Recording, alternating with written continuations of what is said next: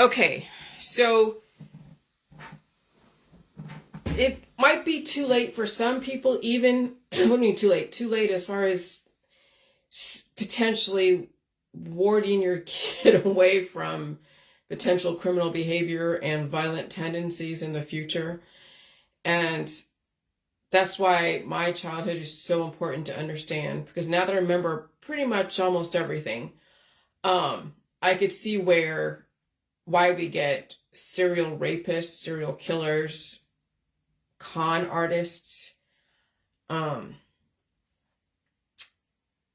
manipulators, what you would say is narcissistic, okay? And there's some pretty important things that must be considered, especially when you choose to raise a child. You got to look at how much violence there is in our society. That's for damn sure. That's just one thing you have to look at, is how much violence there is in our society and how much violence there is on television, how much violence there is in video games, how much violence there is in the movies.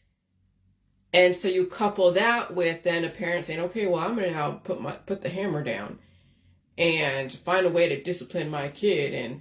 And maybe if you even have another parent to work with, they might help you out with that. But if that kid's been exposed to violence, how do you get those images out of that child? It's already done with. It's already done with. That's the thing. So even though I'm getting it off my chest, about how people raise their children and all of that, it's too late for some parents and some families. It already is. The grandparent already ruined the children. The kid's already been exposed to so much violence, whether in the house or on TV. The mother is already suffering. She's trying to scrape by. And so what I am a representation of is what mistakes you have made. And then if you want to potentially live indefinitely, you're going to have to figure out how to purge out all of those programming from the TV, from your parents, as far as violence and sexuality and hormonal imbalances. How are you as an individual? Because it might be too late for your kids, might obviously be too late for your grandkids. They may not even live to survive their childhood. But how do you, as an adult who is making their own choices, how do you purge out all of that bullshit that you were raised with as a child? How will you do that? Remember, I was not shown any violent images as a child. Yes, my mother was very heavy-handed. Yes, there was a lot of discipline. Yes, I was cunning and manipulative because I wanted what I wanted, and the more my mother came down to me, the more strategic I became. Oh, absolutely. But that actually served me very well, along with all the academics, because I strategized my own survival. I figured out how to crawl under the alarm so I didn't set it off. Not that the alarm would have been bad, but as a kid, you want to hear the alarm, in your house go off because it's too loud. You're scared of it. I figured out so many things, how to kind of get my little freedom that I wanted at the time, because it was heavy programming, yes. But there was no violence. And what was the scariest to me was Pinocchio and the whale segment, when the whale was swallowing up Pinocchio, like Jonah, what is it? Jonah and the whale. Okay, that's very biblical. Pinocchio, very biblical. But what was more available to me was like Pretty Woman and the Disney princesses. The sex programming, absolutely. Prince Charming. And also academics. And so what's the reasoning why I'm even talking about how you raise your kids? Like, what business is it of mine, how you raise your kids? What people do out there. What business is it of mine, right? Well, here's the thing. I'm offering something like a JJ World that is about simplifying everything, releasing a demon, saving your own life so you don't die from cancer, disease, and chronic illness, and died suddenly. You potentially it won't save your kids, so that's out of the question. So now, how do you finally separate yourself from all those things that you have purposely put into your world because you thought that was the right thing to do? How do you save yourself? Well, downsizing means you got to downsize so much stuff. Material items, friends, family, people that are feeding off of you, sucking the life out of you. That's why I'm mentioning this. It's so synchronistic. That's why I'm talking about this. I'm trying to give you a way, and I've given a type of strategy yesterday when I was thinking about, what kind of model, first of all, do I want to represent now and in the future? And then what kind of potential strategy and what to think about if you decide to implement this process and you may not have too much damage done to you by the medical holistic system, and you might have a few people that you can trust that if you had to utilize them to help you with something, that they wouldn't undermine your intentions. They wouldn't undermine your process. They wouldn't be the wrench. They wouldn't be a monkey wrench in your whatever. I don't know. There's a fucking idiom, but they wouldn't undermine you. Okay? And so that's why I'm doing this. I'm not trying to be high on my horse and be all superior. No, I'm telling you, I saved my own life. I literally saved my own life. And I want people that I know, I want people that have been around me at least the last 7 years that I've been back and forth with you. I want you guys around. There's no guarantee that my own family that I grew up will be around. There's no guarantee. Most likely not. There's no guarantee people that even around here that I know will be around in the future. So if there's even one person, 2 people, 5 people that's on my Facebook out of 1,000 friends, and you're still around, oh my God, then everything would have been worth it. I won't be so lonely. Not that I'd be lonely, but then there'd be a few people in the world who understands me, understands what I'm doing. And and eventually even down the road, when people look at the Dr. Phil show and they look at all the bullshit press I got the last 7 years, and they look at the Wikipedia trying to blame me for somebody's death, and they look at what my book I have written today, then they might get a fucking clue, and even look at how they raise their own kids, how they raise their grandkids. Now, I know some of you are trying to be representation of grandkids, and I understand that. And some of you are exceptions to what I'm talking about. And I don't know what you do every day, and I don't need to know. If you're a great representation that know you don't need medicine, that's awesome. But we all know predominantly out there, what do grandmas mostly do? What do? They spoil their kids. What do parents do? They spoil their kids. What do aunts and uncles and extended family members do? Spoil all the children. And then what do these children turn into? Rabid consumerists with expectations, entitlements, and absolutely no regard for the value of a dollar because it came so easy. Somebody died and they inherited money, or somebody was always there to give them money because you made the money, and now that you made the money and you're friends, they think that you owe them something because you're friends. That's why I don't really have to. I have my friends on Facebook. And then around here, no, I don't have too many friends, if at all. No. And I'm okay with that. I don't need it. Because I know what people are raised with. I know what they expect. Friendships cost a lot of money, and even your life. Some marriages cost a lot of money, even your life. There's a price to pay to have a social circle around you. And people pay with their life. They die for their life. And they justify it. And so along with me bringing out, or telling you, giving you some kind of information about what causes cancer, disease, and chronic illness, the sexualization, the hormonal imbalances, okay, of men and women, and how sexualized we have been for many years. And then, of course, causing reproduction, sexual reproduction. And now your children are going to be the demons that you're going to have to fight. Why? Because, remember, you raise them. You raise them to be consumerish. You raise them to be entitled. You raise them to be spoiled. You raise them to always remedy away everything. You raise them to always be in conflict with somebody, a person, place, or thing. That's how you raise them to be. And now you want to go and do completely opposite and not remedy away your disease, stay home and stay safe, not do all the parties and all that other stuff. And how are your kids and everyone around you that you've totally trained how to be? How do you tell them, well, everything I said the last 50 years of my life is now completely gone.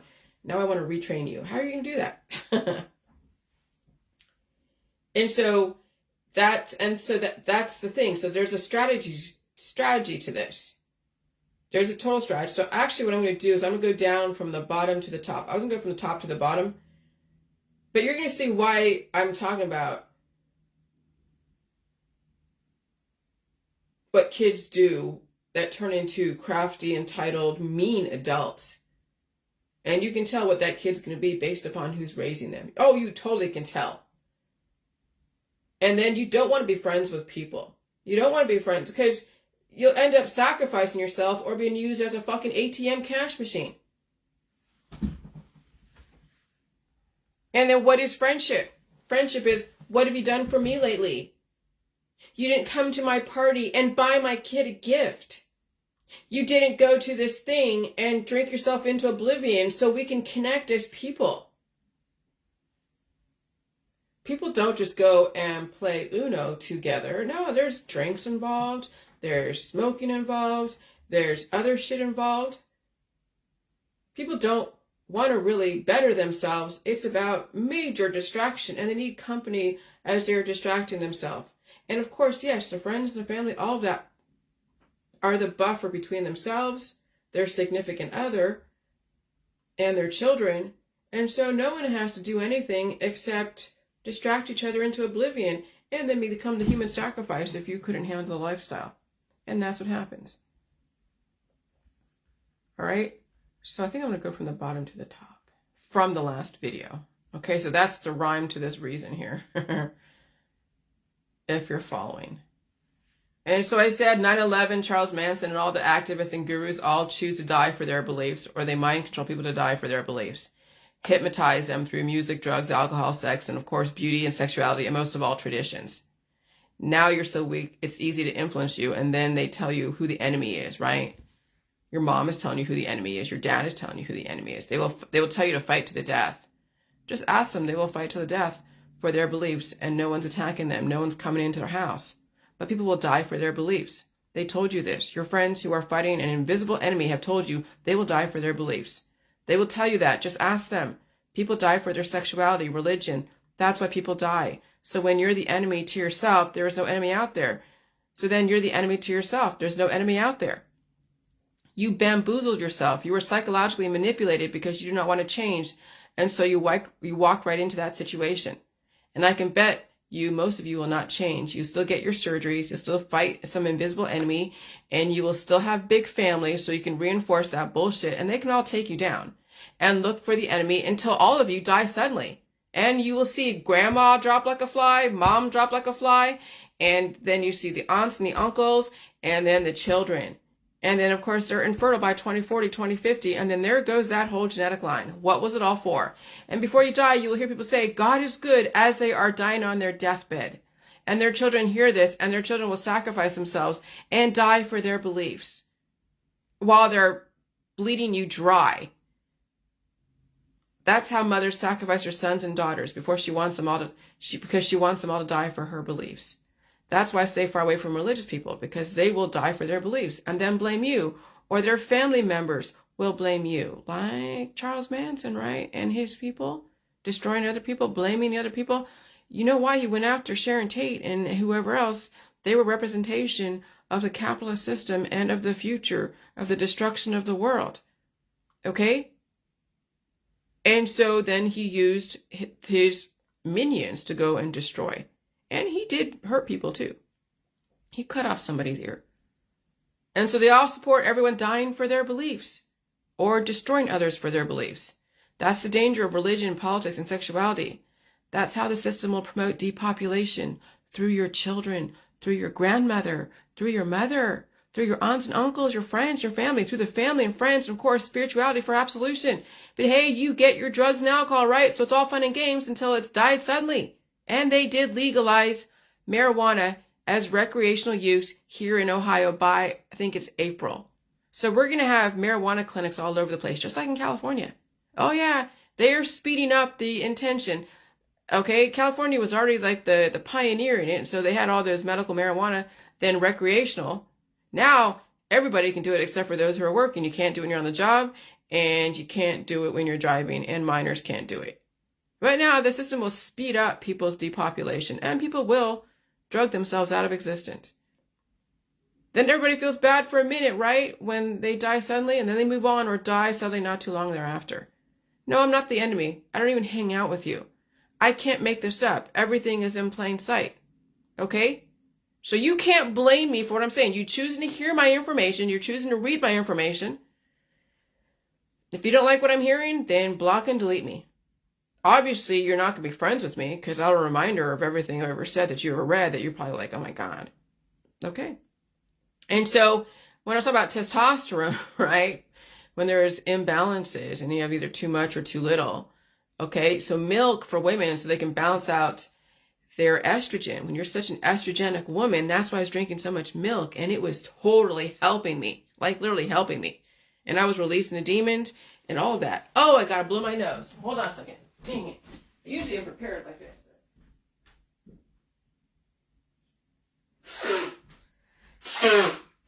Just even think about milk makes me blow my nose, right? So y'all need to eat all foods so the body can balance the hormones, right? The testosterone and the estrogen. No, you're not. If you're born with a vagina and boobs and you balance out your testosterone, your estrogen, and if you were really estrogenic and you had issues with that, because people do, and you bring in more testosterone like the milk and the meat and all that stuff and whatever they say on there, you're not going to turn into a dude, okay? It's when you're doing the hormone replacement therapy or you're doing the hormone therapy to transition from one to the other. So somebody can transition from being a male to a female and they do all their surgeries and all of that, then that's no different than somebody could potentially even change blood types. But you see with some of the type A's and B's, and they could be highly testosterone or highly female. And they're skinny. That's the programming. That's what I figured out. That was the sexual programming along with academics. And so now I don't have enough of statistics to follow who is like what blood types are all the athletes. Okay? And all the models and the porn stars and the highly estrogenic women who are like the arm candy to these billionaires. But like anything, I was type O and I was pretty female. So, it's not always the case. But again, what's the optimal blood type when it's not so much activity going on causing that constant antigen antibody programming, especially in this environment? When you have that much chemical reactions from that programming, and you still have to eat food and release the demons and deal with this highly ionic environment, that's a lot that you're going to have to feed and release and calm down in your system, okay? And so, yes, there is some foods that have testosterone to balance out your estrogen. And so Elvis Presley to Mick Jagger to Sebastian Bach. So Elvis Presley, now I'm showing you the the progression between the really males back then in the 1930s and 40s. Remember the 40s? No, you don't. Some of you do. 50s. And remember how Elvis was so big back then? The Beatles, yeah.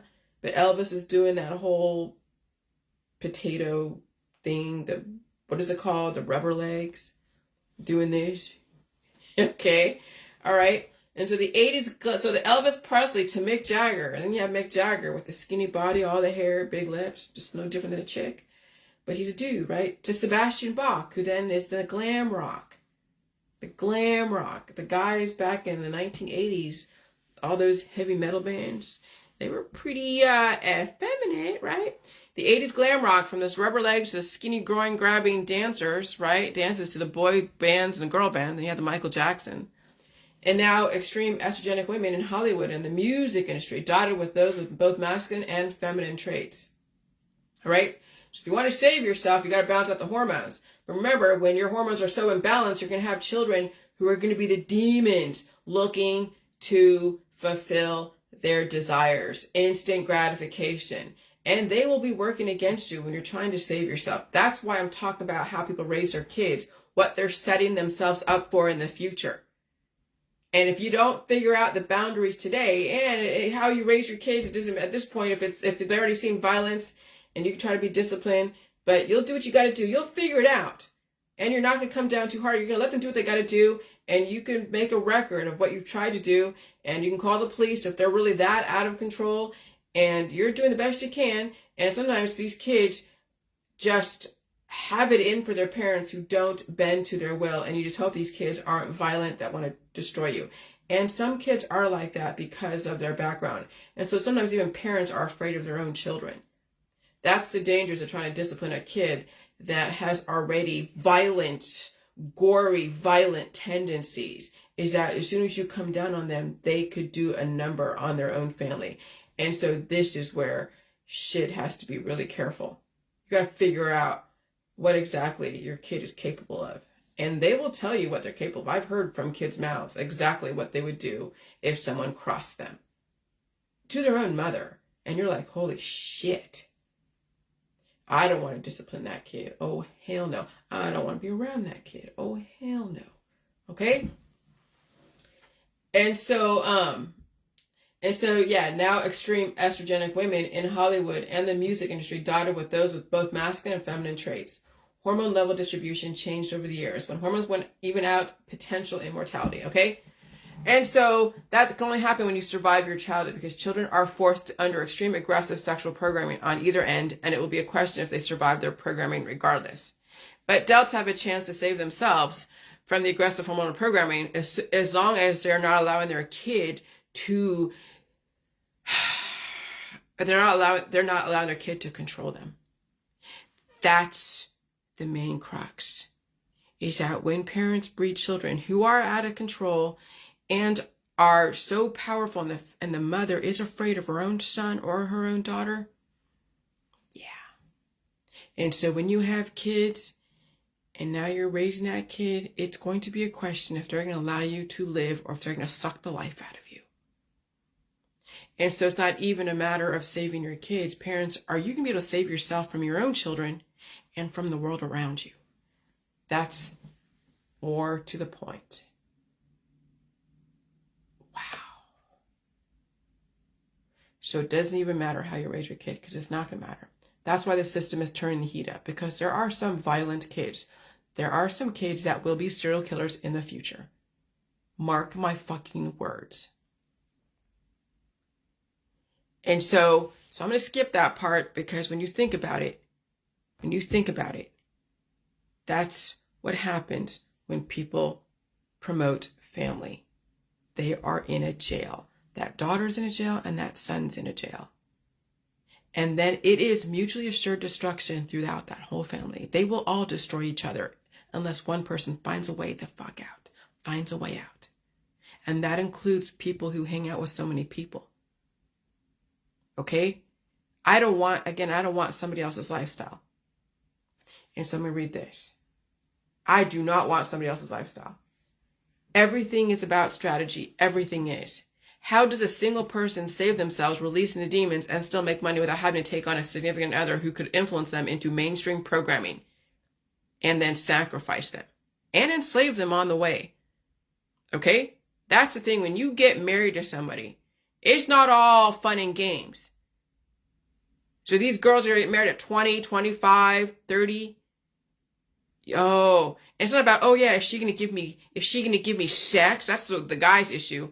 The girl should be wondering how much sex she has to give him and wondering how much she has to work to support his lifestyle, and vice versa. How much does he have to work to support her lifestyle? And then somebody's getting sacrificed. Somebody is getting sacrificed. So no, I would not. If I had a kid, that kid would not be around other people unless it's for socializing purposes. And then I will say, you see that? That might be a pretty picture over there. They might look happy and they have nice clothes and they have a few kids, but if they're old enough, I will say, well, it's not as happy as you think. She has to work 80 hours a week to support his drug addiction or his alcoholism. He has to work this much to support all of her addictions to consumerism, Amazon and eBay and baubles and jewelry. And they both have health issues. And those kids have health issues and behavioral problems. And they're both being forced to deal with this, because what are they going to do? If they walk away, their friends and family will be like, oh, that's not good. You're not supposed to do that. So if I had a kid, I'd be like, nope, you're not getting married because I don't want you to be a slave to some dude or some woman. And I don't want you to be stuck in a situation that you potentially cannot get out of. And here's some education. Here's some release the demons. I will give you a place to live for you to release your demons and study. Release your demons. And I, as a mother, will not ever die to be that representation. But I'm going to make sure, if I had a kid, that they would not follow the crowd. And they won't end up with any kind of crazy religion, any crazy politics, or any crazy science. And they would understand my world. And if I had to bring in the medical system because of predisposed issues, that's fine. I would do that. But then my daughter or son would release the demons and figure some shit out. And I would show them everything that would be appropriate for their age group. And I would not sexualize them. And I would not show them the movies that say, oh, yeah, go have sex and go get married and here, pray to this person or pray to that. Oh, hell no. I would want them to know that this society out there is freaking insane. And I'm going to show you what insane. I'll show you. And I would show video. Well, I don't say show videos. But I would find a way for that kid to figure out. Okay? Because it's brutal out there in marriages. It's brutal out there with friends and family. It's brutal out there. And these kids are not equipped. And people do get sacrificed. Okay? And so how does a single person save themselves, releasing the demons, and still make money without having to take on a significant other who could influence them into the mainstream programming? I would say in my head or to them, expect to get sick. Find a job. You can work at home or work part-time and rent a room and or cut down expenses except for food and sacrifice all parties and traveling and just work and be sick, eat food, release the demons, write, read, develop a future plan. Okay? And so I don't know how they do that if they don't really have a base, and you know their parents are not going to support that. And so if I was a trust fund kid, right? You know, I'd basically be a trust fund kid. And they didn't have too many friends around them to influence them. And so you usually have to be so forward thinking that your intention to get off drugs, alcohol, if that's what is, you know, in your world, and chasing tail would finally realize itself. Okay, so you don't want the chasing tail and the drugs and the alcohol to realize stuff. So you want to get off all of the drugs and the alcohol. But like, well, I want to experience all that. Kids right now, nowadays, well, if a kid already experienced that and they're like, okay, I don't want to end up like that alcoholic over there. I don't want to end up like that drug addict over there. And you show them all the alcoholics and drug addicts. Take them to San Francisco. Tell them, here, look at that. Look at the fentanyl addicts. Look at the zombies over there. I would show them all the things they can end up. Hell, fuck yeah, like a Scared Straight program. And I would also show them the divorce rates. I'd say, hey, they were happy at one point, but they were doing the drugs, alcohol, and the religion and all that, and they beating each other up. And look now she, you know, he is over here and she's over here. The kids are like scattered or whatever. They're not happy. And they're dying. Realize saving oneself will be hard by yourself, and it would be nice to have help from someone else, but that is not guaranteed. And young single people do not have a lot of money unless they inherit a lump sum from a dead relative. And they could afford to rent a room, but then who kind of a roommate do you have? I've had shitty ass roommates. Oh my God. If you can afford to have your own tiny apartment, a studio in some relatively safe area, or even, a 1 bedroom, and not, I mean, I have a house in, I would say the ghetto, but it's relatively safe over here. I don't spend a lot. Absolutely. or buy a small house and set their life up to support their life process without buying into all the distractions. And imagine what your friends and family would think when you choose not to hang out with them and you choose to stay by yourself, and they come knocking on your door, forcing you to take part in all the drug parties and drugs and family gatherings and all the travel stuff. And you almost do not want to have anyone but one or two people on the same page in your life, and the rest must go. Because can you imagine what it's like to have everyone around you that you used to hang out with come knocking on your door, asking you, what's going on? Why aren't you hanging out? What did I do to you? Or did you just use me and now you just drop me? Oh, I'll tell you, the guilt trips, oh God, I do not want, that's why I don't have a lot of friends. Because that's what would happen. When I was out there in the world, going from like different jobs or different friend groups or friends, and they started, or a friend, and they started exhibiting some pretty sketchy stuff, I just immediately dropped them. Well, that's not a good friend. Yeah, because I'm not going to end up like that. I'm not ending up being your, no. I had shit that I had to take care of and do. I was not going to get mired down by somebody else's bullshit. All of their issues, all of their problems. Because I was in these temp jobs. I remember when I was from Kelly Services.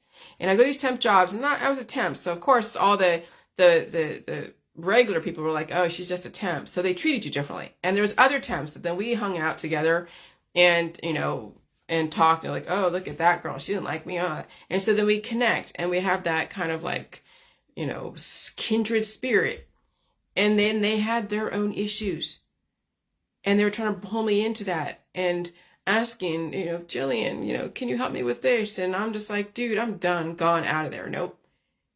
Call the police, call your parents, call somebody else, but it's not going to be me. Well, that's not a good friend. Yeah. You know what happens when you get caught up with having everyone as your friend? You get caught up in their drama. You get caught up in everything. You become a savior and they bleed you fucking dry. And then you die for them. Just like your family. Oh, I have a problem. My sister is on her own. She does her own thing. My parents are taking care of themselves. My grandparents are gone. I don't have to take care of anybody in my family. They're all self-sufficient. I can fucking breathe. So that's my husband. Isn't it nice where no one's out there telling you that they have problems and they need money and they need someone to hang out with and they need distractions and entertainment? You know how nice it is? I'd come home and I don't have people knocking on my door, calling me every fucking day, needing something for somebody. You know how nice it is? Oh, it's fucking nice.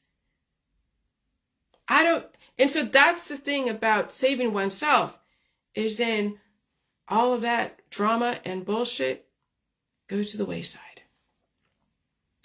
Okay? And so imagine what your friends and family would think when you choose not to hang out with them and you choose to stay by yourself. They come knocking on your door, force you to take part in all of their drugs and alcohol and parties and family gatherings. You almost do not want anyone but one or two people on the same page in your life, and the rest must go. Or else they would be diagnosing you with depression, mental illness, or you're part of a cult. The system pulled out all the stops because the system does not want you to change. Remember, they wanted you to have all your family and friends and get used to the good life. That was the depopulation agenda, was your politics, your religion, your science dogmas, and your dependency on somebody else to bail your ass out, your dependency on someone to entertain you, your dependency on your sons, your daughters, your sisters, your brothers, your parents, until all of you just take each other out through all the remedies and the surgeries and all of your distractions. And so your friends and family will ensure it. Right? Because the system does not want you to change. Laugh out loud. Your friends and family will ensure it, especially if they're so deep into the death culture and they themselves cannot release themselves from that enslavement. Misery loves company. And the system only wants those who are stronger and more adaptable, who can also walk away from the aggressive influences. And many are too weak to walk away from their addictions and their friends and their family and even their grown children. They keep their grown children around because the mother is fucking lonely. She needs her, and she's also dying from a disease. So she's fucked. She's dying from a disease. She's poor. She has health issues and mental issues and whatever. And she needs her kids and her grandkids. So she's trapped. So she might be bitching about all the things that are going on in her world, but she can't leave it. She probably could save herself if she left it, but then who would take care of her during her cancer, disease, and chronic illness? Who's ready for that, right? Haha, most are not. They will think you joined a cult and then report you to a welfare agency, especially if you are sick. This is why I do not talk to anyone via phone, private message, email, or even hang out. I post this info for the world so that way no one can blame me for their miserable life if they choose to face their demons. Because I'm putting it out there. But hey, if you want to do my thing, what I'm doing, great. But you still got to talk to your doctor and figure out if that works for you. If it doesn't, I'm not trying to encourage you to do anything. I'm just telling you what I'm doing. Some people need to have a model to strategize. It doesn't mean that the model that I have is going to work for you because there's so many factors that are involved. But I don't need any family members, cult members, accusing me of influencing their family and being their cult leader. Yeah, no, you're the cult leader. If you're so concerned about me influencing your family, maybe you're the fucking cult leader. Huh? The fact people blame me for their family's position in life says they are the cult leader, afraid of losing control over their cult members, their mom, their dad, their sister or brother, sons and daughters. Yep, the cult leaders of matriarchs and patriarchs enslaved their own family. So I stay by myself for good reason, and I will not be blamed for anything. But I just represent, and that is it. In a perfect world, if I was a trust fund baby, single, understanding my info, this is what I would do. I would expect to be sick. If I knew temporarily I might lose certain mobility, I would also make sure I let someone know who I trust know what I'm doing. So if I needed the help to get my life back for a short amount of time, I would have someone available to help me get through the temporary phase in my life-giving process. Some people will have heart attacks, strokes, blindness, deafness, paralysis as part of their process, as they might need help regaining their humanity back through food release, but also help from trusted people. And then when they need to do the same thing for them to release their demons, you help them cook, clean, until they get their life back. Some people will stay under a doctor's care forever until they die. But not everyone is cursed with that medicine remedy dependency. Hindsight is 20/20 for me, given I was not that damaged from the system. But everyone will have to analyze their situation and figure it out for themselves. You saw the last 3 years of me married to a very able-bodied male who supported me financially throughout the process. And I made a little bit of money along the way, the last 7 years, and I put it right back into my company and into the people and into myself. And even with this book isn't supposed to make money. This is my process, so you know where I was. And eventually I'll have another book that's going to be well thought out. That's why it's by 2030. It's not going to take me 2-3 years to write it. It might take me 7 years to write it because there's a lot to it. I'm basically developing the future through me, my ideas. How much it will take as far as the rest of the world, hey, it's just a model. And the system needs different models to work from to see what will work, because we're in a transition process and the scale down process, and Africa is coming online. And so you saw the last 3 years of me married to a very able-bodied male who supported me financially through that process. Physically, I had to do it on my own. If Jason, my hubby, wanted to do what I'm doing, he would have to live on almost nothing and stay home and release the demons, and I would work to pay for the necessary bills. And yeah, no fishing. He has another fishing boat he doesn't pay anything on. But he would have to really stay at home. He really could not. He would have to be sick. And I can only imagine what kind of sickness he has. So no fishing or hanging out with people, doing parties. One would seriously need to stay home and eat food, pull out the shitty programming, and rest for more than a few years. It could be like 5 or 10 years for him. Once we both released our demons, then we could get our old life back. Sort of, right? Not go down the road of drugs and alcohol and crazy sex. And survive climate change. Couples can do that for each other if they understood. But you'd have to scale down your lifestyle, and how many people won't do that for themselves or their hubbies or wives? Or their sons or their daughters, for that matter, right? And so now it is slavery for people until they die suddenly. There is a way for married people to save themselves, but they would have to work together, or one person would have to strategize their survival and survive their spouse, literally. And that's literally what life insurance is who's a survivor. Could people with grown children do what I'm doing? If you can survive your kids' fears and issues and survive your kids. Remember, kids can be very dangerous to their parents. I'm telling you, kids can be extremely dangerous to their parents. Your grown children would have to be on board and give their parents space and understanding. How many grown children taking care of their parents are willing to allow their parents to survive? Not when they have an inheritance awaiting them. What about a 16-year-old kid helping mom or dad? Probably not, as they feel entitled to take from mom and dad until their parents are so depleted. Yeah, good luck. And so Audrey said, this is my life. Single, no intention of changing that. It's relatively peaceful that way. Maybe a little lonely occasionally, but that's fine and to be expected, and deal with the same as everything else. People who have never experienced being truly alone won't understand that a bit, and that's fine too. Struggling with no one to help you out lets you see how strong you can be. Have always been, lived a life of pain for so long with no end in sight. Now there's light at the end, and all the pain is so worth it. Glimpses of how you are going to be once all the pain, all that past had been released are amazing and makes it worthwhile. Her granddaughter is watching. She's 8, and she already knows we do not need medicine if we are sick. So that is something else good coming from all this. God, I fell out here. Something. Okay? And so Audrey is representation. Audrey has the same blood type as me. Audrey is awesome. And she's out of Scotland. There's a lot of very smart people out of Scotland, the UK. Okay? A lot of philosophers, a lot of different people. And so, God, there's something here. It just, sometimes I feel stuff here and then, I don't know.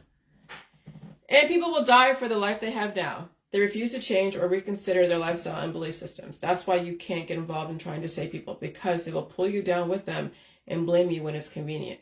I know from experience. Okay. Believe me, trying to save hospice patients, there's no fucking way you can do that. You gotta let them die. All right. So anyways, it will be very interesting watching the transition of our society. You can't say somebody didn't tell you, because I did. The Abrahamic religions, coupled with paganism and spiritualism, is all about dying for one's belief until they start understanding what it means to live. Even all the patriarchal religions out there in Asia. I cracked the code. I broke the spell for me. It took a minute to figure it out. Now watch the segments of Dr. Phil and me. I came from the same standpoint as everybody in the left wing and the right wing world, who all believes in gender, sexuality, sexualizing everything, even developing children through that. And you could be using surrogate mothers, enslaving her to have your child, or some woman that wants to look like a man and maybe be taking testosterone or something, but has a uterus. And yeah, so I never said anything against it. I just said that a child was made from a man and a woman, and you could be a man and with woman parts, whatever. But oh no, people purposely mischaracterized. But I still came from the same standpoint that you all did. Okay? And so the left wing had absolutely no business attacking me. The left wing journalists, the left wing YouTubists had no business mischaracterizing, because you also enslave the non-binaries out there. And you cause harm with all that hormonal bullshit. And purposely confusing the situation. No different than the right wings enslaving their daughters and sons. So I don't want to fucking hear it. So these left-wing people who took offense to what I was saying also enslaved women and men, forced people to have children through traditions and social constructs. But are they really forced, or are they choosing? Are they really choosing, or are they responding to what is acceptable in their society in order to be a functioning member of society? How much money are you dangling in front of these surrogate mothers and people who are being forced to have surgery because they're being sexualized at a young age, regardless of what you're sexualizing them in? All right? So sexualizing somebody to be whatever they feel is no different than the other person, sexualized person, how they feel. These kids are being sexualized by the right wing and the left wing. You guys are both fucking up your children and fucking up society. But that's how the depopulation agenda is that they made the war between what is the right sex, but it's still sexuality. You're still going to develop so many kids that are going to finally be infertile at some point, and you're causing the wars within the family and in the community. So how much pressure are these women putting on their daughters to have big families in both the left wing and the right wing world? How much see, the left wing are sexualizing their daughters to become the no children, right? But hey, just be a good wife and give to your man sex anytime that he wants. Oh yeah, be like what do you call that? It's not a prostitute. Another name for it, where the women that weren't prostitutes allowed to mix with men, but they were very well learned, but they were also, oh, I forget. Oh my gosh, I wish I knew that name. What is it? An educated prostitute. Ooh, hold on. I want educated prostitute. Hold on.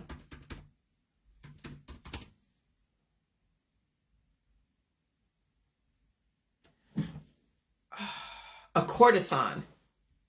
Okay? So now we have left-wing people training their daughters to be, no, courtesan, not concubine, a courtesan. You know what a courtesan is? Hold on.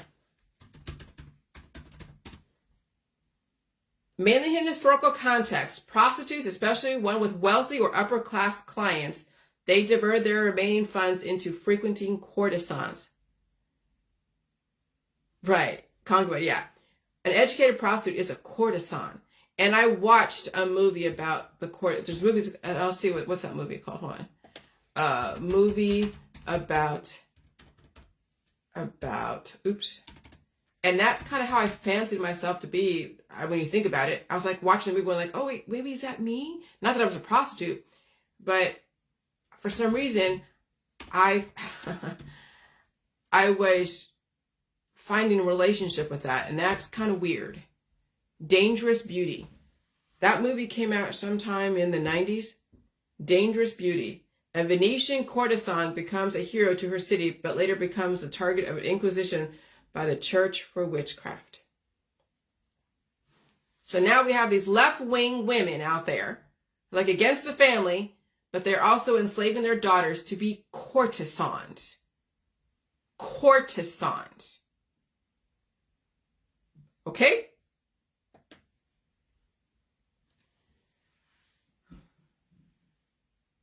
How much programming have your children undergone? Force them to get married in order to survive, because if they don't, what will they do? Forced to prostitute themselves, become courtesans, right? Forced to be human guinea pigs? Get all the surgeries and all that stuff? Plastic surgery, whatever? Forced to sell their blood? People do, they sell their blood all the time, right? Forced to be a sugar baby? They're going and trying to find the sugar daddy. A prostitute? Forced to have a family to please the boyfriend or the husband or the in-laws, or forced to be a wife and the in-laws, and forced to please the wife and the in-laws? And that's both men and the women, right? You know these in-laws also put so much pressure on everyone. Can you imagine some of these in-laws pressuring their daughter-in-law to have a baby for grandma? And you know, that daughter-in-law was sold into that family by the parents. Now she's married off. They don't have to deal with her. It's now the in-laws and the husband to take care of her. We're done. That's what these families do. They sell their daughters and sons literally into slavery. Because then even single women, if they get a degree and work 50 hours and 60 hours a week, are stuck. Then they're lonely, right? Married to their job. Their friends dangle relationships and fun and the good life. And they live in a world where being single is not okay. Then they have to go and join groups and things, right? Work themselves to death, or they think having a child, even adopting one, would fulfill them. And then they sacrifice themselves. Some women had major PMS. Yeah, that was me. And they can't compete like that. And so they're forced to get married or go through the war. If I hadn't had my husband, what would have happened to me? Who the fuck knows? I don't even know. Probably dead. No, you didn't give these girls any choices. You forced them into slavery. And so no, I did not deserve to be attacked because the left wing made the women into courtesans. Courtesans. Forced me to put a diversity sign, of which I still stand by because I can't make anyone believe what I believe, right? Do whatever you want, so as long as it's legal. Back in 2018, the system purposely mischaracterized my thought process around fertility and gender. But we had to explore the basics before we introduced artificial wombs in the future. So we're not sacrificing our girls and boys, okay? I can't leave them out because there are women who want to be men who have a uterus, okay? So, and they have all the hormones. So I'm not discounting that, so don't fucking misunderstand me. So we're not sacrificing our girls and boys and putting them through brutal sexuality and birthing processes. And so they're not stuck at home, a slave to the in-laws, to their husband, to everyone. But the women in these situations will not think of themselves as slaves because remember, they're not supposed to think that way. Their family will frown on them and she could be excommunicated and she needs them for survival. And so she might die in that enslavement. I hope she saves herself, but not likely. But I tackled some pretty heavy subject matters because it was a war forced on me. And now you have the choice to see it. If you are not so clouded with the politics around sex and gender and family social constructs. Fucking phenomenal. Those who are free are hated by those who are not. That's why I have a lot of hate towards me because freedom requires responsibility. And there are men in patriarchal societies that will hate me. They already expressed in some of these African posts out there in other countries. I think I went to look for that post on my other page to see because I didn't block them from my other page and somebody deleted it. They think I'm a feminist. Their power of enslaving the women in their house is being challenged and they express it. My information is dangerous to those who literally enslave the women in their house because the man will lose control. If a woman actually hears this and she starts changing the man who doesn't want her to change and wants her to stay in that specific spot, he will come down very hard. You know this shit happens. And that man in that country who responded to my comment with some pretty brutal language around lesbianism, loneliness, and feminism and made some really fucked up assumptions about me and America. It wasn't just me, it was even America, what I represented. And some of those men reside here in America, even in Canton, Ohio. That's why it's so dangerous for the women out there. That's why it's dangerous for girls out there. That's why it's dangerous to go and think you're going to marry off your daughter to do what?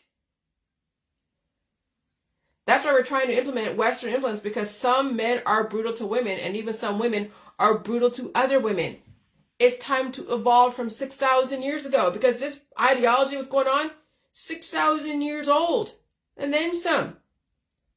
That's why I fear for the children. Their parents will enslave them. That's why I feel for the girls. Their parents will groom them to be that kind of slave to somebody, and they'll be lost and even brutalized, forced to have children, and be told to like it, and then die when all the conditions are right, if they even survive their childhood. Remember, I didn't do this to you. I'm not the enemy. I'm just giving you a heads up why the system is doing what it's doing. You had the luxury not to see how brutal it gets behind closed doors. And now you get Facebook. Now you can look into the window of people, what they say, what they do, their children, their family. To them, everything is normal. And then you're going like, holy shit, this exists. No wonder the system is doing what it's doing. It's brutal behind closed doors. It's brutal in some countries. And Africa is coming online, and they're also part of, some of the cultures of the Semitic religions. The Abrahamic religions. I don't want to mention just one because I'm not trying to discriminate. But there's some really old world traditional Christians, Jews, Muslims. And it's brutal behind closed doors. That's why the system wants Western influence everywhere. And that's both the left-wing liberals developing courtesans and right-wing Republicans developing broodmares, enslaving that poor girl who doesn't know any better because that's what she was raised with. Sexualizing everything. Forcing their own blood to sacrifice themselves after suffering from brutality of their significant other. Oh, stay in that marriage. It doesn't matter if it's bad for you. It doesn't matter if they hurt you or hit you. Just stay in it because it's against God if you get divorced, right? That's why I stay by myself, because I become the best human I can be. My husband and I, we definitely have an understanding. It took us 12 years to have an understanding. But I know what he was raised with. I know the community, what he was raised with. I know what the culture was even back in the 80s and 90s, 2000s. I know what girls have let him do to them. That's why these guys don't have really any kind of self-control, because there are women that will allow a guy to brutalize them. And then she ruins him for other women out there. That's what these parents and that's what these communities have done and girls have done to other girls, is they allow someone to brutalize them and they don't speak up or whatever, or redirect. And so the next girl is then brutalized by the same dude until she speaks the fuck up. But again, remember, everything is relative. And so that's why you can't get mad at the people you're with. You either speak up and find a way, or you walk away. Sometimes you just have to walk away. But yes, we have trained our daughters to take massive amounts of sexual abuse and verbal abuse and gender abuse. We have forced them to take that through our traditions. That's why the Barbie movie came out.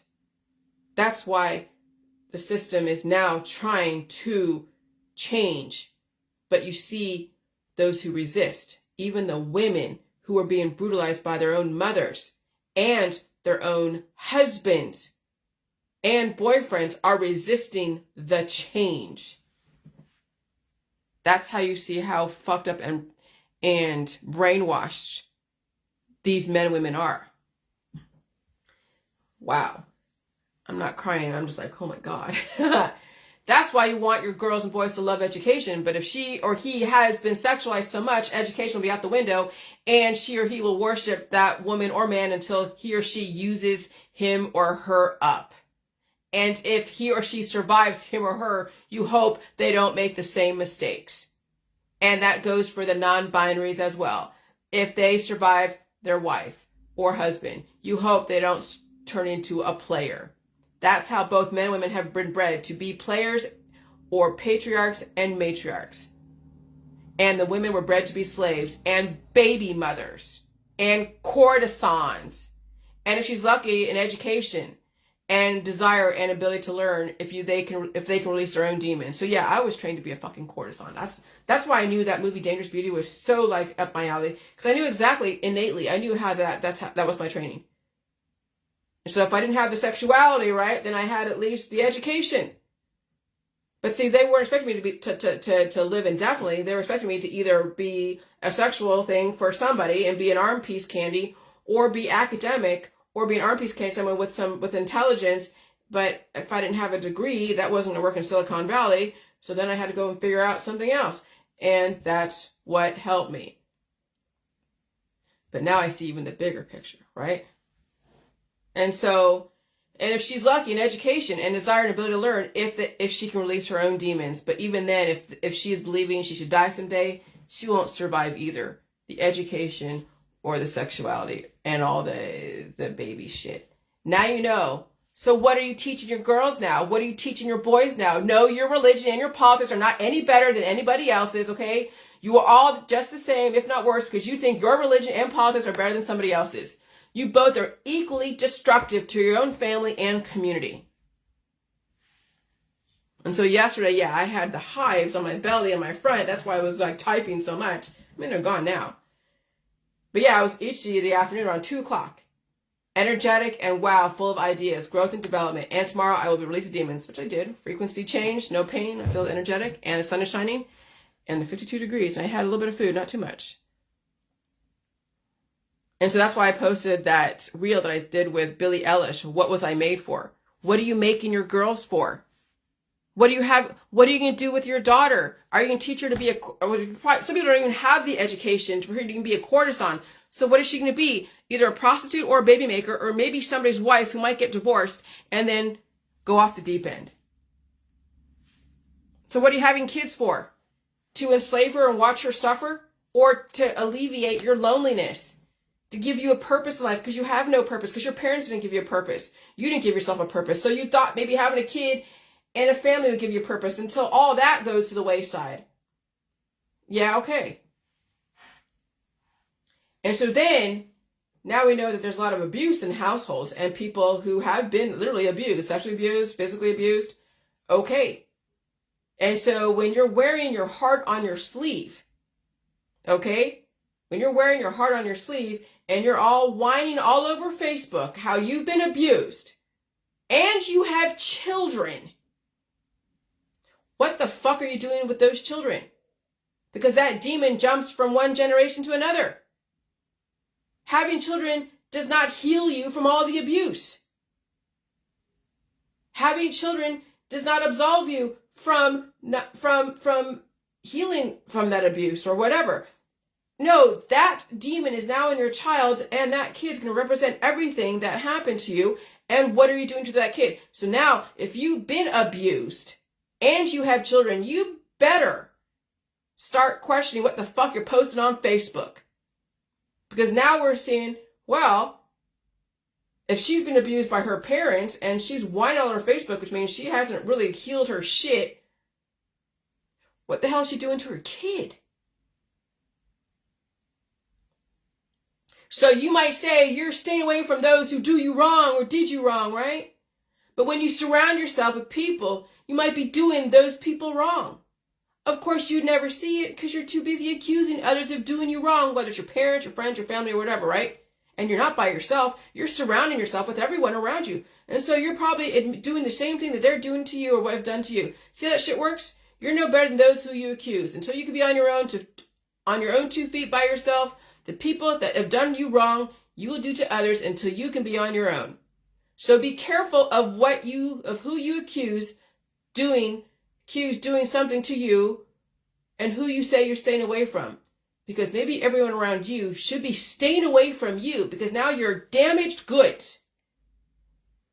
If you are that damaged by somebody in the past to where you are putting it out there on Facebook, you are actively damaging those around you. They need to stay away from you. If you say your mother abused you until you can be by yourself and separate yourself from other people and constantly question things and motives and how you do things, you could be abusing others. That's why I had to release everyone around me, because I was actually doing what my mother was doing, trying to control the situation, control people, the situation, what they thought, what they believed. I knew I was doing that with Kevin, Kevin Van Marpe. I was doing that with Bridget, and they weren't following what I was doing, and I got too powerful, and I realized that, and so I separated myself. I left that because I knew if that was what I was raised with, controlling somebody else to that level, and they weren't strong enough for me, I would actually eat them alive. And so that's how I know. That's how I know when you've been raised around that kind of stuff, you will do that to somebody else because that's what you're trained to do. My husband is strong enough for me because he has his own games that he plays that I stand up to, just as much as he stands up to me when I say shit. He gives it right back to me. But there are people that are not strong enough to do that. And when you realize that's the kind of power you have because someone did that to you, then you have to question your own fucking motives. Okay? And I was constantly questioning my motives. And theirs too. And constantly question your own motives and even how you do things. Because you could be abusing others. That's been proven. It's called transference. Counter-transference. And people respond to what they perceive as reality. Inevitably, someone will exemplify characteristics of people in your past. Especially your children. And even authority. Okay, so transference is when someone redirects their feelings about one person onto somebody else. Okay, and then there's countertransference, is when the therapist transfers feelings onto the patient. And so that's why I'm by myself. Because I will not I will not be, because everyone's been raised with somebody trying to control them. It wasn't like my mother was any different, just different levels of aggression, okay? But what the other person was doing, what their parents taught them, to just take it or not separate, just keep finding ways to strategize and manipulate the situation. And so when in reality, everyone needs to be on their own. You got to do your own thing. Have your own life. Good luck to you, right? And so that's why I just hang out with my husband, because we're in a committed relationship, survival, and I purposely don't have children or a lot of friends. So that way I'm not projecting or transferring anything. My husband is strong enough for me, and I'm strong enough for him. And we both speak up for what we need to convey. And so if you have been wronged by somebody in authority as a child, do you really think you escaped that curse when you have children and grandchildren? That's why you really need to check yourself. If they stop accusing others of what they've done to you, and they stop accusing others of what they've done to you, maybe because now you're showing what you're doing to others and to you. Okay. And so here's the thing. Some people are going to counseling to deal with their own bullshit, and that's fine. And so they don't post that shit on their Facebook. The people who have not dealt with that shit, and they have children and they're posting shit on Facebook, now you know what they're doing to their own kids. Right there is a very clear sign of what their kids are enduring. And that's scary. Now when you read people's Facebooks and you're seeing some mother bitching about her parents and some grandmother bitching about her parents, you can only imagine what her children and grandchildren are dealing with as far as her. And so trauma victims have children to pass on their hurt and abuse. So again, be careful what you post on Facebook. We could be questioning what you're doing with your own children and grandchildren. And no, you haven't healed, and you won't for a long ass while, even if you survive your lifestyle. And hopefully you get counseling for your trauma. Everyone who has children who have been married and divorced have dealt with some trauma in their life. That is the very nature of family. It's built from war and drama. And so none of you should be casting blame on the other parent. Both of you are at fault. And you as a grandmother with trauma blaming your own mother, what are you doing to your own children and grandchildren? That's the question. Can you even face that question? Did you really heal, or did you just pass on the curse? Just like in the horror movies, when the demon jumps from one person to another, that's the allegory. Allegorically, demons jump from one generation to another and people to people. But it's stronger from generation to generation. I can be around people who have been traumatized, but the demon won't take over unless I allow it to. And I've been around people who've been traumatized. And I've lived with different roommates who have been traumatized. And yeah, they can take over when allowed to. Is when you leave the situation or you kick them out is when you can be stronger than that demon. But offspring have no choice. The demon was bred within them. Do they have the capacity to release their demons? Will you allow your children to release their own demons? Or will you allow those demons to cannibalize your offspring? And so it's lucrative to question your motives. Always give people choices. Never impose your viewpoint on your family or friends. Lead by example. End the accusations. The buck stops here. And that was from President Truman. Has a no-nonsense approach to decision-making. The sign, the buck stops here, on his desk reflected his belief that he was ultimately responsible for the actions of his administration. And you are ultimately responsible for your actions as a matriarch or a patriarch. And sometimes you have to walk away. Doesn't mean you walk away forever. You just lessen your influence. Because what you try to influence will then also right back at you. So this is the thing about saving yourself, right? This is the strategy. So with my husband and I'm here bettering myself. He's out there working, doing what he wants, as far as what he wants to work for. He has things, he has vacations he's saving up for. He has things he's saving up for, and bills to pay off because he wanted to buy a bunch of shit. And, again, I don't buy anything. I just buy food. I have my computer. And I already have a bunch of clothes. I even have his hand-me-downs. And I don't have too much social interaction. So that way, if he, we need to switch places, he can downsize and we get rid of the boat. That's like $300 something a month.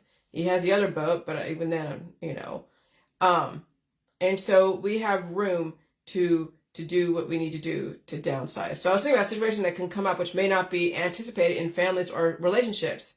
If it takes 2 people to support a family, you might be living way above your means. If it takes 2 people to support a couple and their lifestyle and household, you might be living way above your means, especially if you want to give somebody the latitude to take a break, especially if roles need to reverse. So if my husband needed to take a break because he had an injury, or injury injury you can get workman's comp and that's fine. But if, let's say, he has terminal issue, well, I would get rid of the boat. And there'd be so many things I would be getting rid of. And we'd be scaling down to basically no credit cards, none of the other shit, no doing, it would be like I would go to work and just pay for the mortgage, the insurance, the utilities, the internet, and food. That's it. That would be it. And I could actually afford that because my mortgage is only $536. Internet's $109. Utilities, $68, $100, maybe $200. $200 for utilities. Insurance, $100 and something, $132. Okay? As far as car insurance, we have 1 car. And then the car payment, well, I would actually take that car away and get another car. I would turn that car in and get a totally cheaper car. All right? And so I have the freedom that if my husband had to go down, I could actually afford to pay for this. I can make $29,000 a year and pay for my lifestyle. I can go work at a Giant Eagle and be a bagger or a checker. And I'd be able to pay for this lifestyle in case something happened to him. But when you have couples that have a 10,000 square foot house and whatever, and they have all these kids they have to take care of, they're grown children, and they have all their family and friends, and everyone that's just feeding off of them, they're a slave. They're fucking trapped. And so, if it takes 2 people to support grown children, your kids are taking advantage of you. And they could give a shit if they bleed you dry. Now, this is where I'm going to get really heavy-handed. They give shit if they bleed you dry. They're waiting for the inheritance. You know how I know this. Tell them they're cut off out of the will. And you're giving away all your assets to charity. Watch them basically disown you. You won't hear from them. Kids only love you for how much you give them. They don't love you for you unless you establish those boundaries. They find value in your presence, in your knowledge. I found value in my grandma when she came around once every so often, and she was reading to us, and my mother said that she bought a subscription to Jack and Jill, which is a kids magazine way back then in the 80s. Go Google that.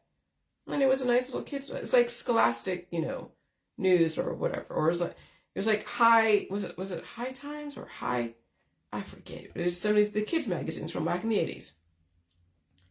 And so most kids nowadays, especially the spoiled children, only love you for how much you give them or gave them. They don't love you for you. They love you for all the shit you gave them and give them, and what they will inherit when you die. They already know what they're going to get from you. Oh, they're going to get the mom's house and her car and this and the land. And your kids are using you right now. Prove me wrong. Could either of you live without each other? Don't answer that. I already know the answer. And if they have life insurance on you, you better ask why. They're waiting for you to die. And in divorce relationships, one or both parents will try to buy their children's love. And when that child bleeds them dry, one parent says, no more, you're cut off. The other parent keeps giving the kid money. Guess who that kid's hanging out with? The one who keeps giving them money. That's vampirism. That parent is not only using that child, but that child is also using that parent. There's no respect. It's what have you done for me lately? The smart parent cuts that kid loose a long time ago. Let your ex and your kid bleed each other dry. The spouse developed a monster, and you might have contributed to it. But the smart parent walks the fuck away. And sometimes it's not worth looking back. That kid has been ruined. Ruined by the other parent and even you, but you acknowledge your part in it and you walk away. Because you know the grandchildren will be cursed with the same situation. The apple never falls far from the tree. Some people will be an exception to that, okay? That's why my world is so important. That when you say you want to live and they support you in life, that's the kid you want around. They will be there for you while you get your life back. So that way you can be on your own and be there for them if they want to get their life back. And if the world needs to reverse you through that process, you help them get their life back. And no parties, no addictions, only the basics. To me, that's how family should be, not waiting for someone else to die and then use them up. The strategy of a married couple being able to take turns saving themselves, my situation, my husband would have to live my lifestyle. He would have to give up everything except for Netflix, computer, food, and shelter. I would only support the necessities at the time for him to get his life back. And then when we both get our life back, then we can figure out the next situation. But I kind of figured that out. When two people must work in order to support their lifestyle, they're living way beyond their means. And if they have to support their grown children, their children are taking advantage of them. The trappings of wealth, when you both must work your ass off to support all your friends, your family, and your lifestyle, you're a slave to the life you have, and you will die for your beliefs, and people do die for their life. And so the rule of thumb in the J world, if you cannot support the life you have under one breadwinner, you will set yourself up to fail. You as a person at home want to pick up where your husband or wife left off. And so you never overextend yourself. You never set yourself up to fail. And you want to always have a cushion and room. People say you could do that by saving money. How much money are you going to save for a what if? Many people don't even think that way. And if they do save money, how much money do you think is enough to save to get your life back? See, people say, I'm going to save for retirement. And they're pretty much predicting that retirement could be like maybe 20 years, maybe less in this environment. And so there's a whole formula with the whole financial system with saving for retirement. But when it comes to the J world, it took me 7 years to get shit figured out. It could have taken me less if I didn't do so much of the J juice, around 2018, 2019. But that gave me kind of the time to get things figured out.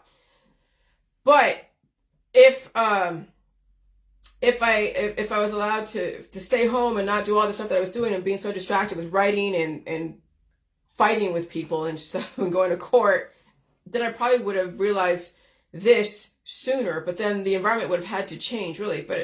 Okay. And so the COVID-19 actually saved my ass.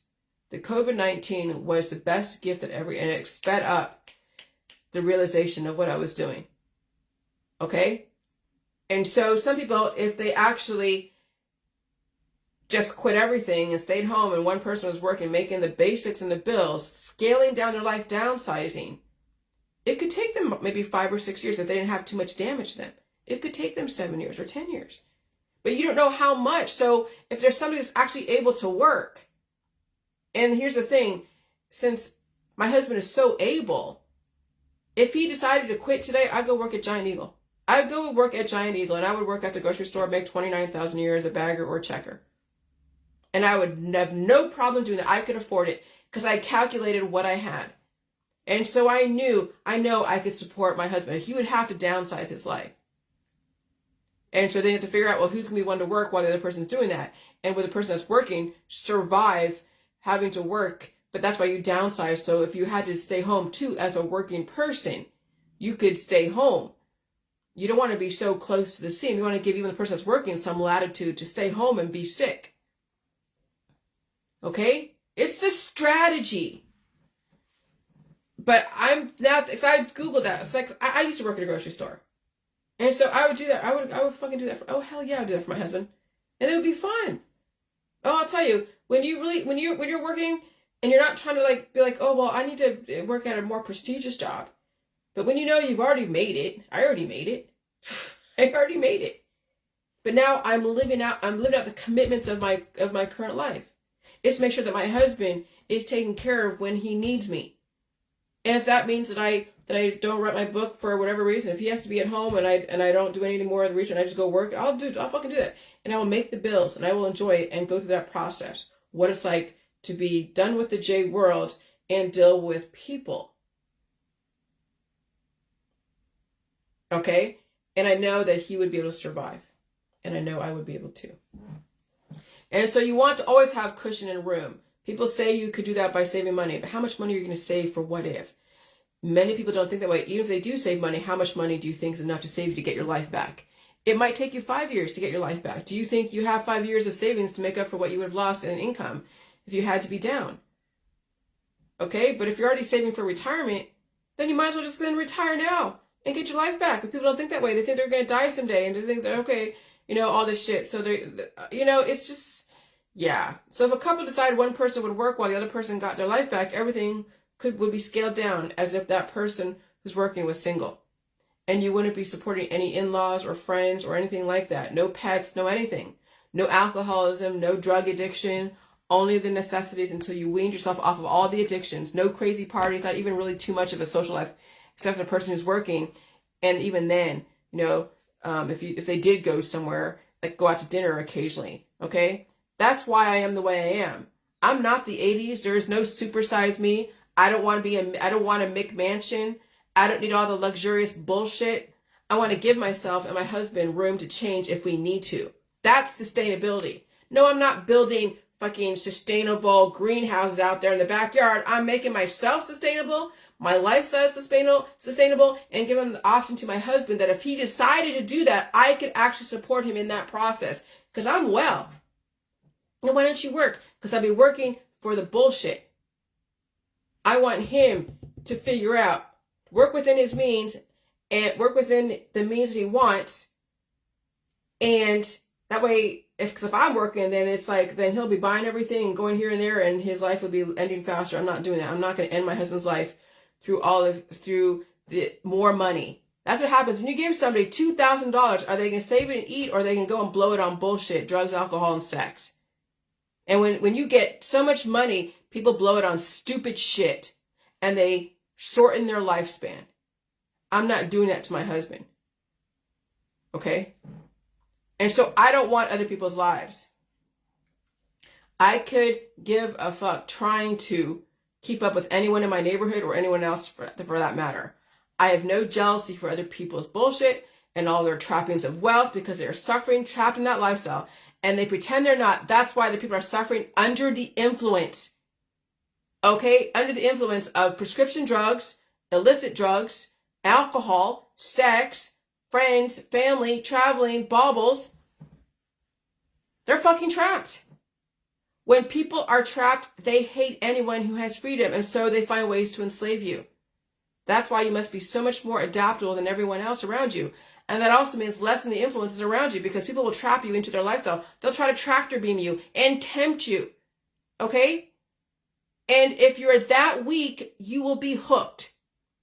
And when you're trapped in somebody else's world and you want to change, that's the most miserable thing you will ever fucking experience. And I can tell you, I have been in that world. When you feel you're trapped in someone else's lifestyle. And if you speak up, everyone around you will tell you you're stupid, you're dumb, you have an issue, you're a mental block, and they will beat you down psychologically into submission until you can find a very good reason, get the fuck out. Because then they'll say, oh yeah, she has problems. And they won't like you, and even your significant other won't like you and think something wrong with you. And so then you have to strategize your way out of a situation that's not your life. And that's the hardest of all, when even your significant other doesn't see it. That's how people get trapped in their husband's world, in their wife's world, in their in-laws' world. That's why in-laws and family can be the most dangerous of all and the hardest to survive. Then you become a slave and you constantly kiss the ring. I see many women and men out there kissing the ring of their in-laws, and they're forced to, raise the children, and people will die for their life. But it is what it is. But those of you in the J world, you have strategy. You can strategize your survival. It doesn't take much to live, but that would require downsizing. It really is possible. But I live my house is worth maybe 80,000, but when I bought it, it was 58, 100,000. We bought it was 58 something, 58.6, 58.5. Yeah, I have 3 floors. It's not, we have more property than we do house now, but I don't live like in Jackson, Ohio. I don't live in North Canton. I live next to different types of people. I live in a very diverse neighborhood. Just like it did when I was in San Francisco, I lived more. No, I didn't live in the ghetto in San Francisco. But here, I live in a very diverse neighborhood. And it's relatively quiet and relatively safe. And actually, it's funny, the people that cross the street from me, it's a Caucasian man and an Asian woman. How often does that happen? Because mostly it's black and white in this neighborhood. And a good mixture. Okay? So, I know how to live very simply. And no, I don't have addictions. I don't smoke, drink, do drugs, or even alcohol, or even go to Starbucks all the time. And so this person posted, crazy how Americans got y'all flexing. They all work 12 to 14-hour shitty shifts like 6 days a week. And the person said, you're a victim. I'm like, hell yeah, they are. I said, yep. However, if you have a very aggressive lifestyle, you are a slave to your life. It's possible to simplify and still have an amazing life. And some people are going like, yeah, I work 16-hour days. Everyone needs me. I'm so great. As they are deteriorating.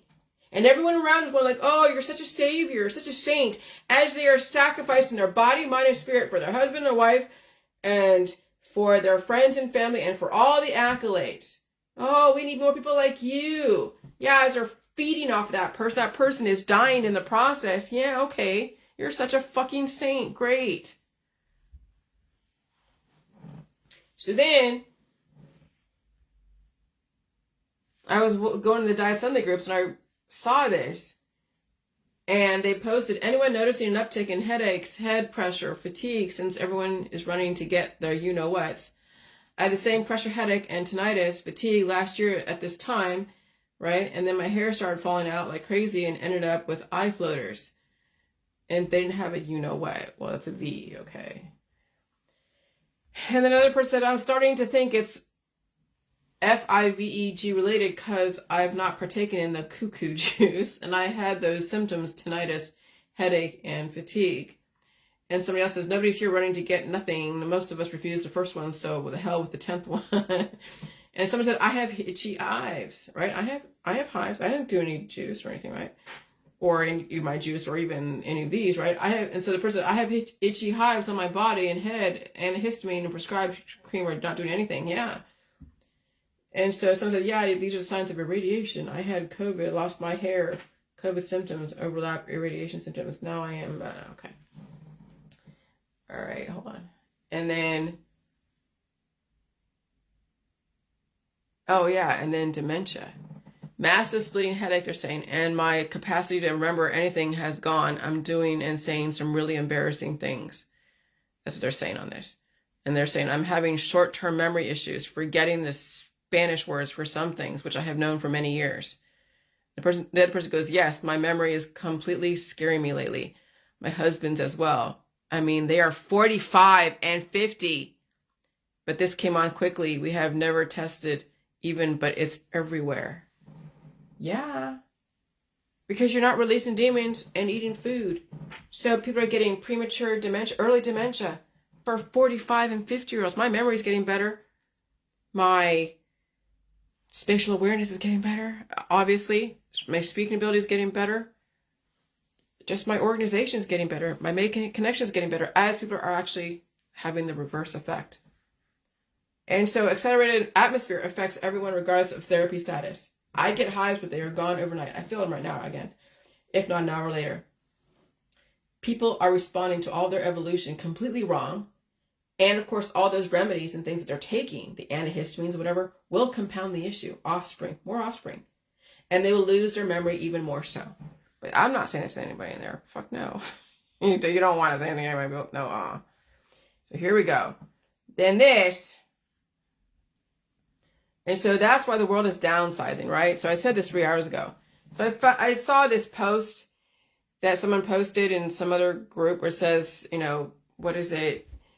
Whoopi Goldberg criticized for saying millennials and Gen Z only want to work 4 hours. And I said, times were different 50 years ago, right? Okay. You don't have to work 12 to 16 hours a day unless you want to be a martyr and be a saint. And so, yes, you need to work for what you want. But you want to work only 4 hours a day. Don't be asking mommy and daddy to support your excessive lifestyle. The older generations busted their ass because they had a lot of wants and the system had the needs, right? The 80s was all the experiments. The the tech, Silicon Valley, technology, biotechnology, advancements in technology, the internet, the computers, all of that. Okay, so yeah, they were working so many hours making a shit ton of money. And so now we have these millennials that don't want to work as hard, but they want all the trappings of wealth. They want the jet set, and they want to go to nice restaurants, and they want to have all the nice vacations, and all the designer bags, and designer shit, and they want all the hobbies, and going out to bars every fucking weekend, and then having a babysitter for their kids, and so they're eliciting then their extended family and people to work for them while they're doing all this shit. Yeah, okay, she's exactly right. Because that's why the world is downsizing. We have generations who want what their parents have but don't want to work for it. And if they do want to work for it, they're also enslaving everyone else around them to support their lifestyle. And if you choose to have children, support your children. Babysit your own children. If you are in a split home, obviously take turns. But kids nowadays, they don't know the value of $1 because grandparents are always stepping in and filling in the holes. So these kids automatically think everything should be given to them. And if somebody has money, they have a right to somebody else's money. When you watch your parents struggle or when your parents don't give you anything, you respect the value of $1. And believe me, my parents, they gave us the basics. Okay? They gave us the basics. I even bought my own car. I told you that story. And you stretch that fucking dollar. But no, many kids think everything is disposable nowadays.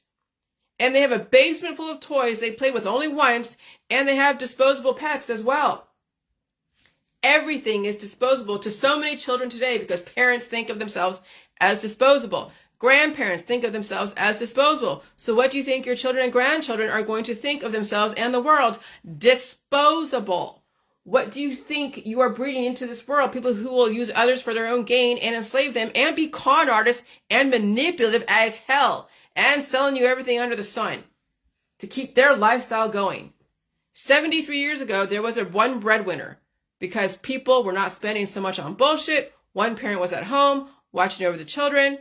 My husband, on his income, could support a family of 3 or 4 on his income. And he doesn't have to work so hard. He could work half the time or 2/3 of the time and still make our bills. But we don't need the bullshit of children and a bustling lifestyle. Maybe if he does, then fine. He can go off and do his thing. I do my own thing.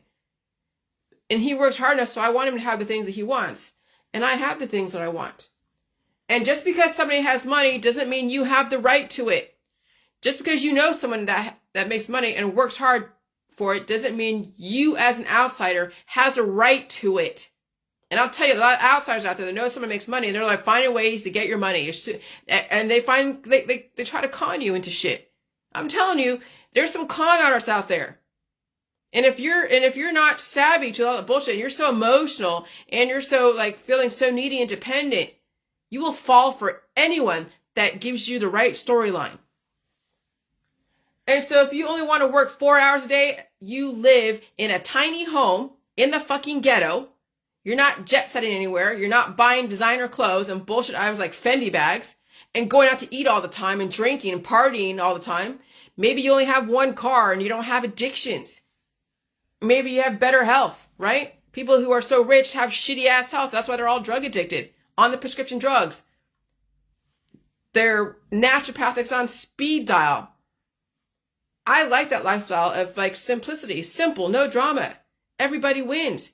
And guess what? I have peace and quiet and I can learn. No distractions, no drama, nothing. I did a great reset on my body, exactly the way the system, the World Economic Forum wants for the world. And so it's worth it. What's sad is we have millennials who both have to work, they have kids, and they still need help from mommy and daddy and grandma and grandpa. That's what's so sad about millennials and Gen Z. They have no respect for the value of $1, and they still can't afford to eat. That's what's sad. And they will say it on Facebook. Food is too expensive. Maybe your lifestyle's too fucking expensive, millennial Gen Z.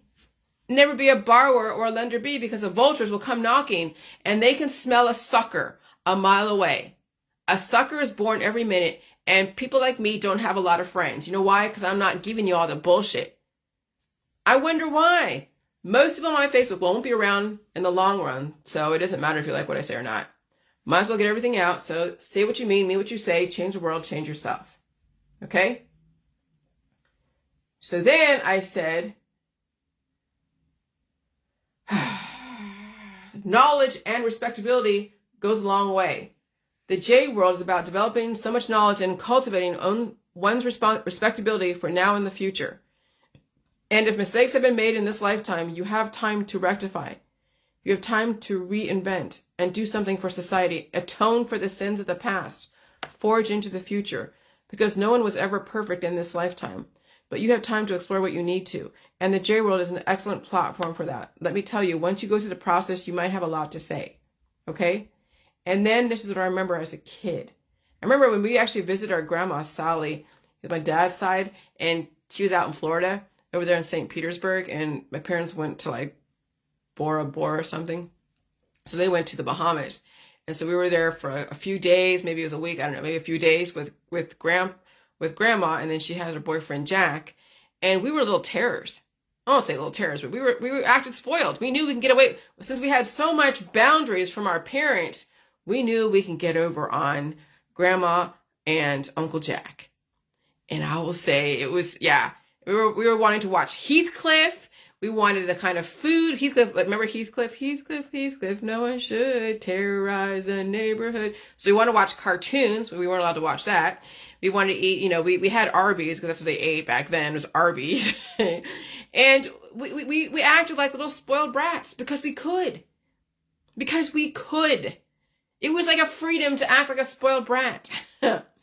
So I remember being a kid, and I knew how to manipulate the good parent to get what I wanted, right? And I knew how to be sneaky to get what I wanted. I understand humans and children better than most people because I remember everything, and I don't deny. Yeah, I was like any other kid trying to get over on somebody. And so when you have one parent who has boundaries and the other parent does not, or not a lot, then you know how to work the system. Okay, so that's why you want at least one parent or both parents setting so many boundaries without beating you into submission. But again, if that kid already has seen violence, already has issues with self-control and empathy, and then you're trying to lay down the law, you might end up not waking up one day. You might end up cultivating a little Chucky, okay? And some parents are cultivating a little Chucky, all right? And so that's why you want at least one parent, both parents setting so many boundaries without beating you into submission. But grandma is always around spoiling the children. So she will ruin her grandchildren. And many grandparents ruin their families. And so if you walked away as a grandparent because your kid was being an asshole, that was probably the best thing you ever did. That kid will still blame you. Sorry, the kid fucked up their own child. You weren't around to fuck up that grandchild. They can't blame you, but you know they will. Children always blame somebody else. Now look at all the activists blaming everyone for their own bullshit. You live in a society full of children who are having children fucking up their own kids. I knew my grandmother. She bought me books, and that was pretty much of a subscription to Jack and Jill kids magazine. But she never spoiled me. My mother wouldn't let my aunt or my grandmother or anyone spoil us. That's how you fuck up your children. And so this information wouldn't matter 60 years ago. Everyone was spoiling everybody, buying all the bullshit, addicted to whatever. Domestic violence, racism, brutality, and violence was in different places. Of course, there was no immortality or potential immortality, or even thought of it. Maybe people were living longer lives, 80 or 90. Okay, fine. Fast forward to 2023, people's lives are being cut short. Children are cannibalizing everyone around them, even their own parents. You want to save yourself? My information, the World Economic Forum, are trying to save the planet and people, all of humanity. But now you have to come to terms with how you fucked up yourself and your family, and that would require looking within and hearing a different perspective. And if you want to save yourself, you might have to walk away from a lot of bullshit. Everything right now is synchronistic. People like me are all over the world, but people like me are hated by some people like you. Like children being told you can't have that toy, and that kid throws a temper tantrum and beats their own parents into submission. Now look at your Facebook, the people beating each other into submission, as well as their own family and friends. And you know some of these kids have beat their parents into submission as far as verbally and even financially. There's elder abuse all over the place. And when that mother or even daughter is stuck in a relationship and they can't get out and they are dependent on their family, yeah, they're trapped. And they will die in the trappings of wealth and family. That's what's sad. Good luck, humans. You have a lot to overcome.